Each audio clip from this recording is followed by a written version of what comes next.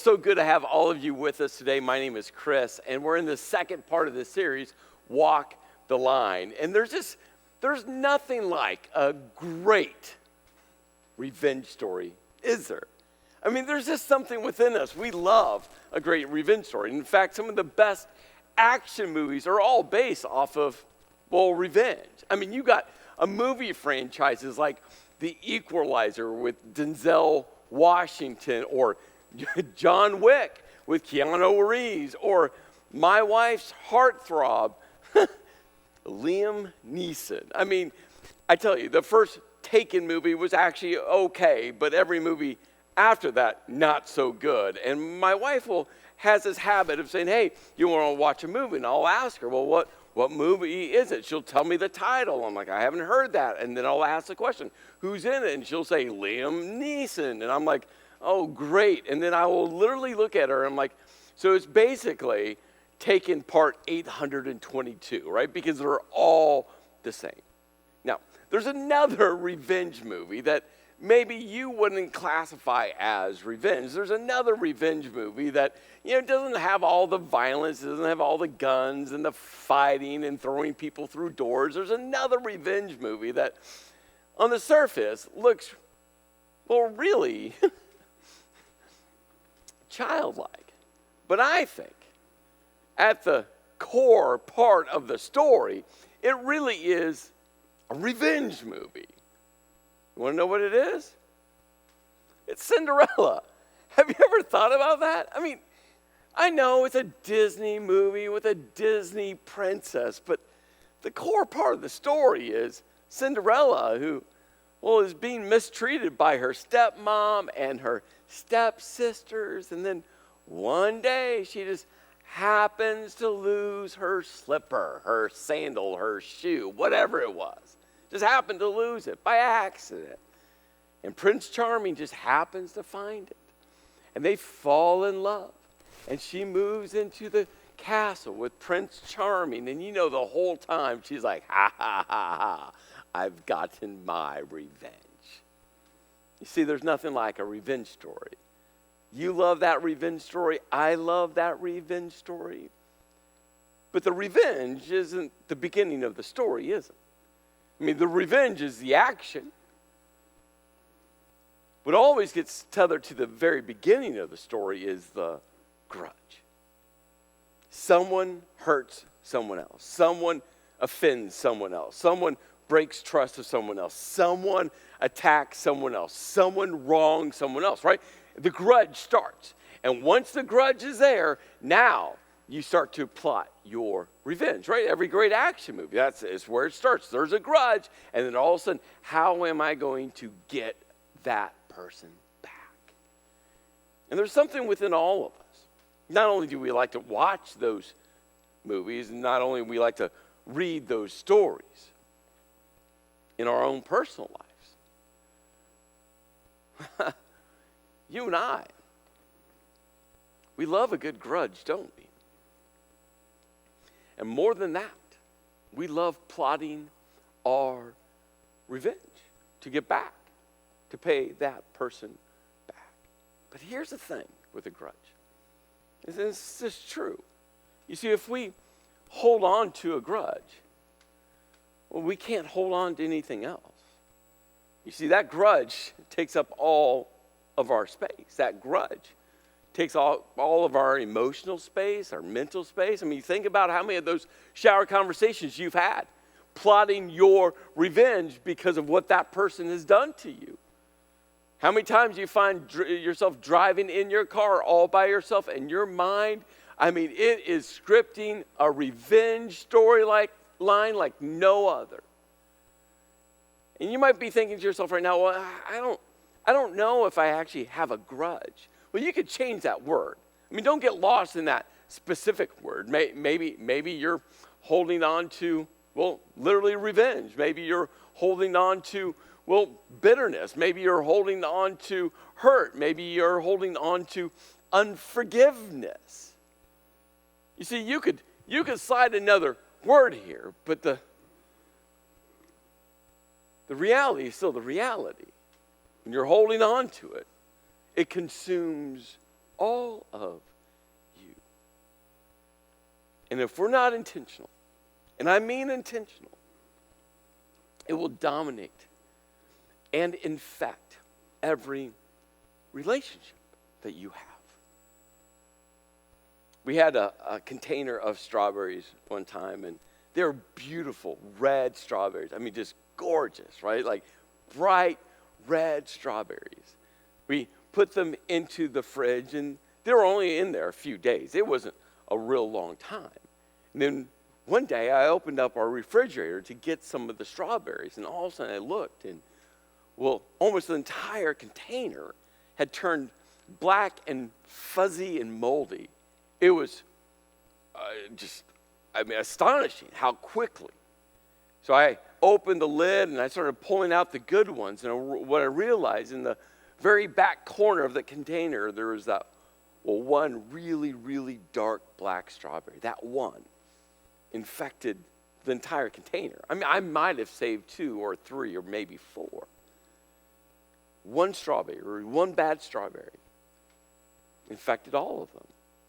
You see, and this is what happens when we have one grudge, one relationship filled with bitterness, one relationship that has hurt us deeply, one relationship that has unforgiveness. That one relationship impacts. It's like a virus. All of our relationships. And that's why this question that is going to guide us throughout this series is so important. How do we walk with, everyone without being walked over? You see, it's the walking with. And you can't walk with if you have a grudge. You can't walk with if you're plotting revenge. You can't walk with if you're filled with bitterness. You can't walk with you can't. So how do we walk with? How do we walk without being walked over? Well, Jesus one day was doing a whole day of teaching, and as Jesus did, he would teach different thoughts, different ideas, different truths, and they would start to connect together. And so as he's teaching through that day, Peter, one of his disciples, one of his hand-picked leaders, walked up to Jesus, and he's like, hey, Jesus, I have a question for you. And what I love about Peter is, this is Peter's MO. Like, he was the guy to be, the first to ask the question. Peter was the guy out of the 12 disciples. And you could almost tell the other 11 disciples were like, hey, yeah, Peter, you go first. You risk. You stick out your neck. You ask the question. If it's a dumb question, good luck. And Peter just seemed to always be the first. So Peter walks up to Jesus like, I got a question for you. And this was a question. He goes, Lord, how many times shall I forgive my brother or sister who sins against me? This is a question that we've all asked. I mean, this is a question that every human being across the span of time, thousands of years, like, this is the question. How many times must I forgive someone? How many times when someone has hurt me? How many times when someone's wronged me? How many times when someone's broken trust with me? How many times? I want to know the number. I want to know what the limit is. I want to know where the bar is. I want to know where I can actually come to a point to say, okay, that's enough. But then Peter says something very direct. And, if we go back 2,000 years, it was something that everyone around him understood. But 2,000 years later, it's easy to miss what he was really saying. You see, he adds on to this question. He says, up to 7 times. You see, Peter was raised as, a Jewish boy believing in, Judaism. I mean, that was his faith structure. That was his religious belief. And you see, for all people, we kind of understand when it comes to forgiveness that there is a number, right? And across the span of time, usually that number gets started at 1. Hey, I'll give you 1 chance. If you do that to me again, I'm done. If you break that trust again, I'm done. If you cheat on me again, I'm done. I'll give you 1. right? Across the span of time, it's kind of that one strike, you're out rule. But in the Jewish faith, and Peter, again, being a Jewish boy growing up in a Jewish house, being taught by the rabbis, a Jewish Old Testament text that we call it, or the Jewish ancient text that we call the Old Testament, he would have been taught by a rabbi, and the rabbis taught that you would forgive someone up to 3 times. That's what was taught. Hey, 3 times you should forgive someone. And by the 4th time, you're done. That's the limit. That's the number. That's all you have to do. It's kind of our modern day 3 strikes, you're out type of forgiveness rule structure. So when Peter says to Jesus, up to 7 times, I mean, you got to feel what Peter's doing. Like Peter's kind of puffing up his chest a little bit. He's been listening to Jesus. He's been learning from Jesus. He knew that Jesus always kind of raised the bar of expectation.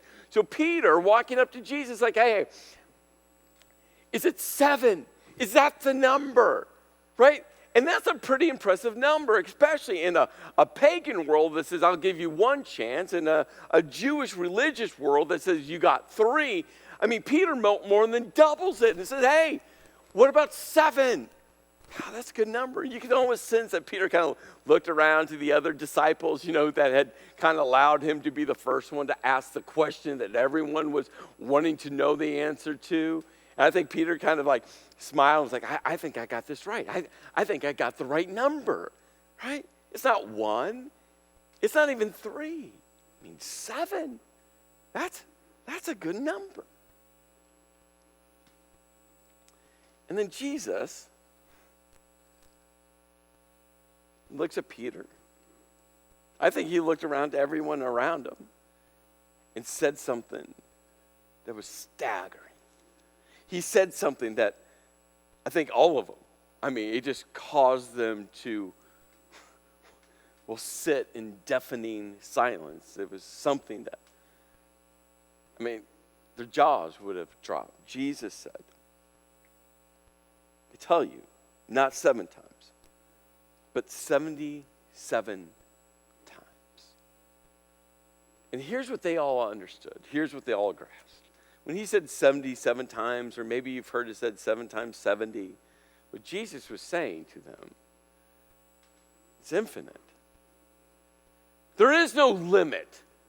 There is no number. There isn't like, okay, you've hit the line and now I don't have to anymore. For all of them.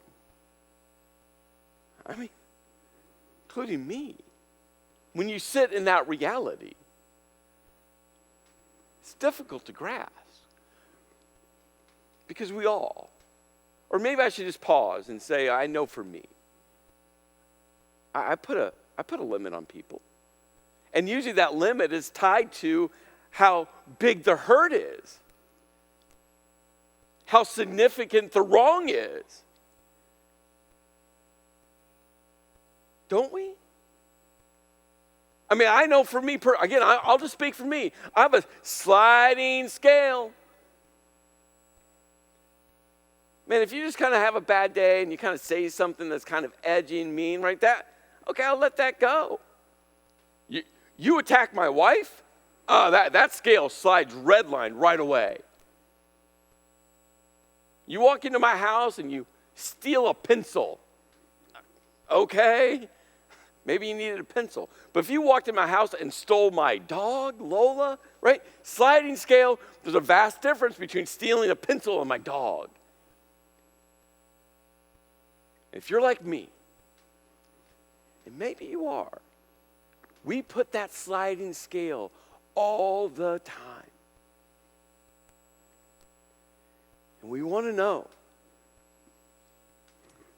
how much. And Jesus is like, you got to know. The number was infinite. And then Jesus starts to tell a story.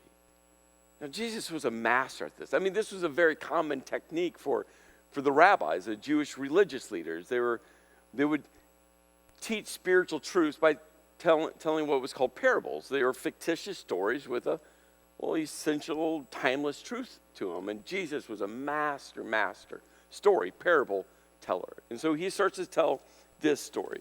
He goes, therefore, the kingdom of heaven is like a king who wanted to settle accounts with his servants. Now, the word servants, a better way to understand that word servants were just his high officials. These were men who worked and served the king, who were over different aspects of the king's kingdom, over aspects of his business ventures. And so they were working for the king. And the king wants to make sure that he settles all of their accounts of what they owed him. And so he calls in his servants, his high officials. As he began the settlement, a man who owed him 10,000 bags of gold was brought to him. Now that number is a massive number. And there's a couple insights that we have to understand when Jesus was telling the story of what that line 10,000 bags of gold truly represented. You see, another word is talent, and it was a form of a wage in the Roman economy system. And so Jesus is kind of pulling that in because they would understand that. But then he uses the number 10,000. And in the Greek language, 10,000 was the largest number that they had. They didn't have another number that represented anything bigger than 10,000. And so this number, what Jesus was trying to teach, what Jesus was trying to convey, was a number so big that no one could get their arms around it. I sat down at my desk and I was thinking through this, like, what in our modern day, what's that number that's so big that there's no bigger number, or it represents a number so big that there's nothing bigger? And it's not infinity, because infinity is not a number, right? It's infinite. But what's the biggest number? And this is the biggest number worldwide. It's 10 Google. That's the biggest number. It's a 1 with 100 zeros behind it. That's the biggest number. And that's what Jesus would say some 2,000 years ago. If he was in our modern day culture, he would say 10 Google. Like, it's the biggest number I can even come up with, because it's the biggest number around. So all the people listening to Jesus and Peter and the disciples, they'd be like, okay, that's a massive number. So a guy who owed him 10,000 bags of gold, or 10 Google, was brought to him. And we're told that since he was not able to pay, why? Because that number was so big. He didn't have enough, minutes in a day for the rest of his life to earn that amount of money to pay it back. We're told that the master ordered that he and his wife and his children and all that he had be sold to repay the debt. And in fact, again, it would barely even touch the debt that he owed. And at this exact moment, the servant fell on his knees before him. He says, "Be patient with me," he begged. "Be patient. I just need more time." But here's the thing. The servant knew when he said, "Be patient," he didn't have enough time. There wasn't enough time in one lifetime or 2 lifetimes or 10 lifetimes to earn that type of money. And the king knew. Didn't matter about his patience. There's no amount of patience he could hand that servant to give him enough time for him to earn that type of money to pay him back, right? Patience, that wasn't going to solve anything. He said, "Be patient with me," he begged, "and I'll pay back everything." The servant knew he couldn't. Again, the number's too big. The king knew he couldn't. The number was too big.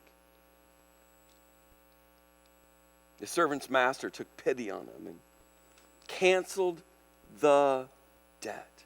Now, the word debt, Jesus is going to do something interesting as he's teaching this parable. He will use one word that gets translated into our English language as debt here, and then he'll use a different word that still gets translated into debt. But this debt, this word, it's more like he goes, "I wiped out a bad loan."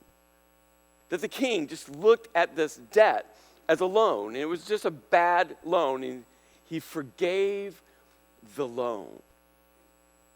And he let him go. He let him go. And Jesus went on with the story. He goes, but when that servant went out, he found one of his fellow servants, another high official. They were co-workers. Think about it that way. And he found one of his fellow servants, one of his co-workers, who owed him 100 silver coins. 100 silver coins. Now, how much is that? Well, basically it equates to 100 days of wages. So I sat down, I grabbed my calculator, and simple math, right? I just said, well, if you get paid $15 an hour, work an 8-hour day, 100 days, how much would that be?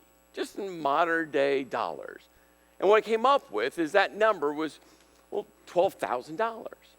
Just modern day wages. Now, maybe you make more than $15 an hour. Maybe you make less than $15 an hour. But, $12,000, it's not a small sum. No matter how much you make an hour, $12,000, I would take it if someone walked up to you and said, here's $12,000. I'm pretty sure you're not going to say no, thank you. Right? If someone walked up to you and handed you a penny, maybe you'd say no, thank you. But $12,000, right, we would all say yes. So it equated to 100 days of wages, right? But think about what the first servant owed the king.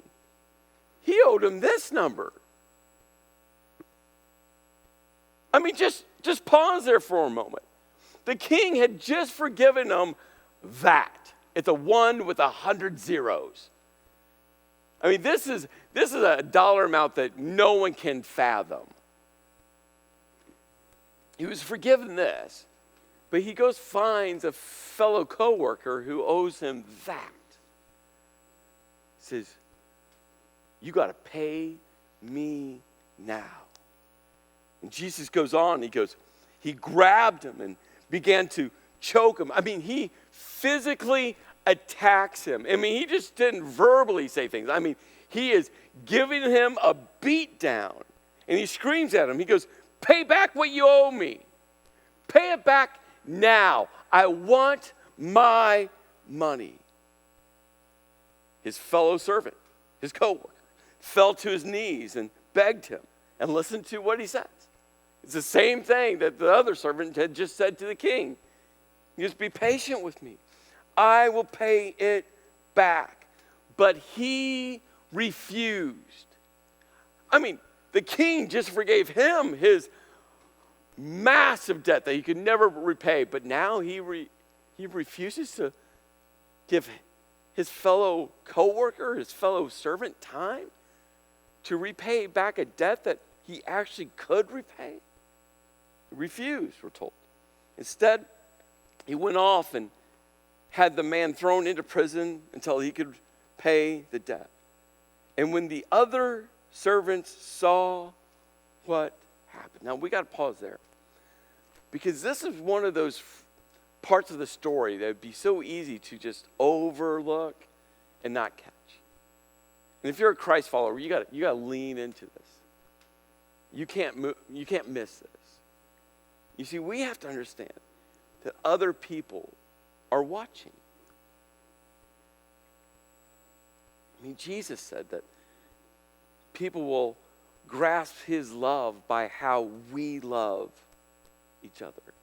Jesus said that how we commit to unity amongst each other, the church, a gathering of Christ followers, how we embody unity will draw other people to Jesus. You see, what Jesus understood, and he taught all the time, say, hey, Christ followers, no, the world is watching. The world is looking. The world is paying attention to how you treat people, and it matters. Hey, church, people are watching how you treat each other within the church, how you treat each other in the community. People are watching, and it's either going to draw them towards Jesus or it's going to repel them from Jesus. The significance of this, we can't overlook. The significance of this, we can't let go. The significance of this. And Jesus, in this parable, in this fictitious story, says, hey, when other people saw what happened, they took notice. They were outraged and went and told their master everything that had happened. And then the master called the servant in, and he goes, you wicked servant, I canceled all. And the emphasis is on all. I canceled all your debt, not some of it. I didn't just wipe out some of the zeros. I didn't just take off a percentage. No. I canceled all the debt, a debt that you could never repay, a debt that was so large you can't even get your arms around. But I canceled all of it. You didn't have to pay anything because you begged me to. And shouldn't you have had mercy on your fellow servant just as I had on you? And why didn't you extend mercy to your fellow servant, your co-worker, just like I extended mercy to you? In anger, his master handed him over to the jailers to be tortured until he should pay back all he owed. And you see, this was a life sentence. There's no way he could pay it back. There's no way. There's no way he could pay back this amount. And then Jesus comes out of this story and looking at everyone. And I think Jesus made eye contact with every single person. Because, and this is how my heavenly Father will treat each of you unless you forgive your brother or sister from your heart. Not just lip service. Not just saying I forgive because you have to. But the core of your being, at your soul level, forgive. You see, forgiveness is me giving up my right to hurt you for hurting me. It's giving up my right. Another way to say it this way is forgiveness is me canceling your debt. No matter how big or how small that debt is. And I get it. There's some people connected into your life, and they've racked up a debt so massive, so big. And what they've done, I mean, the gravity of what they've done to you or people around you. And I don't want to minimize the size of debt because I get it. There's some people that have hurt you that deeply, and that debt is that massive. But forgiveness says, I'm choosing to cancel your debt because, and the because is everything, because I know the debt God has canceled for me. Don't miss this, because it is the essence of the story. It is the lesson of the story that Jesus told. See, the king represents God.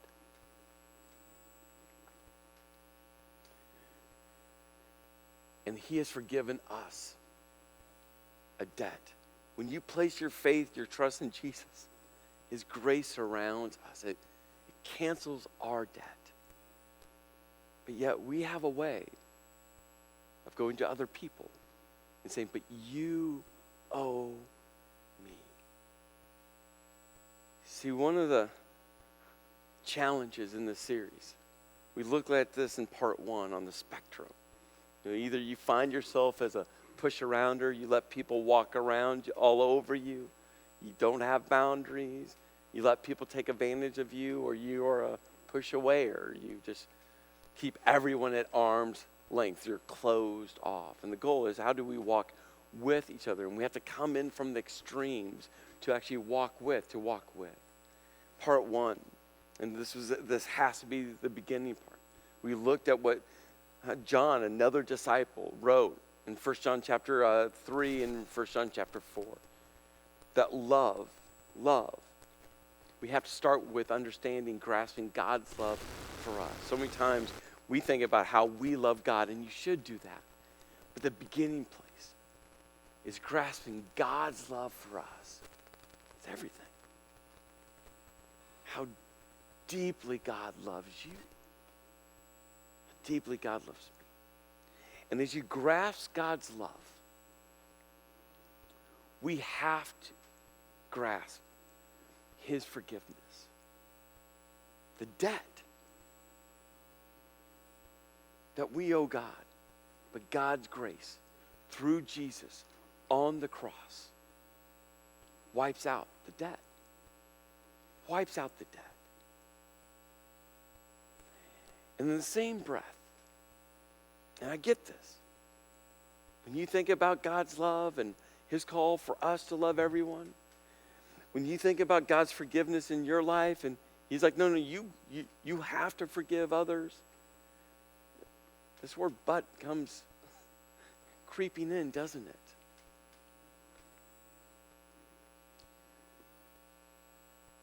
It sounds like, I get I'm supposed to forgive, but I know Jesus died for my sins.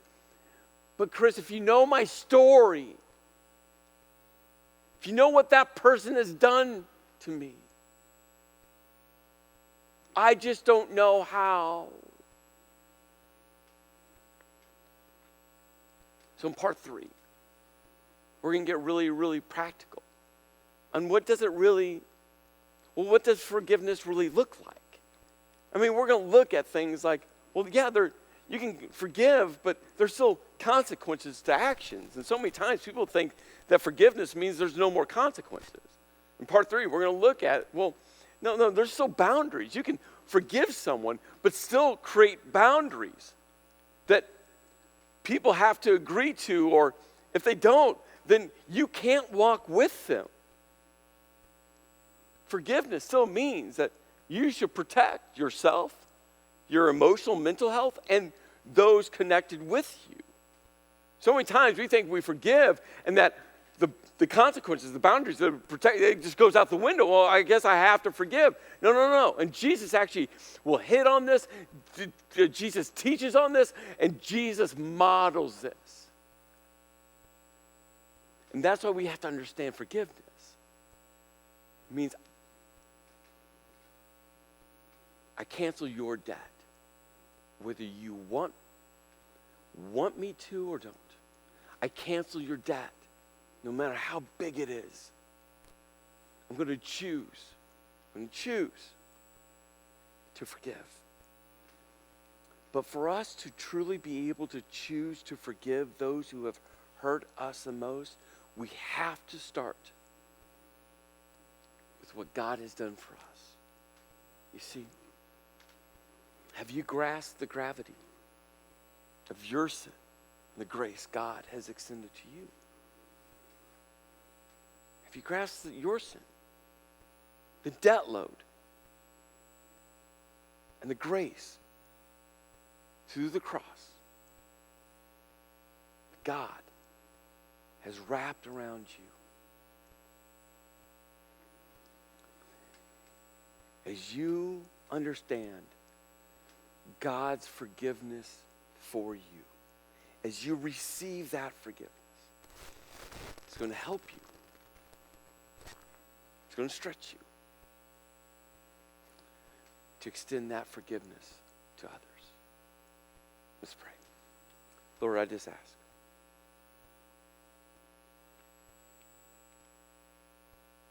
that not only will we truly, truly grasp the debt that we've racked up, our sin, but in the same breath know that your grace through the cross, through Jesus has covered it. So Lord, as we just make our way through this week, I just pray that you'll help us understand. Because the more we understand your love for us, the more we understand your forgiveness in our lives, help us. Give the capacity to extend that love and forgiveness to others. In your name I pray.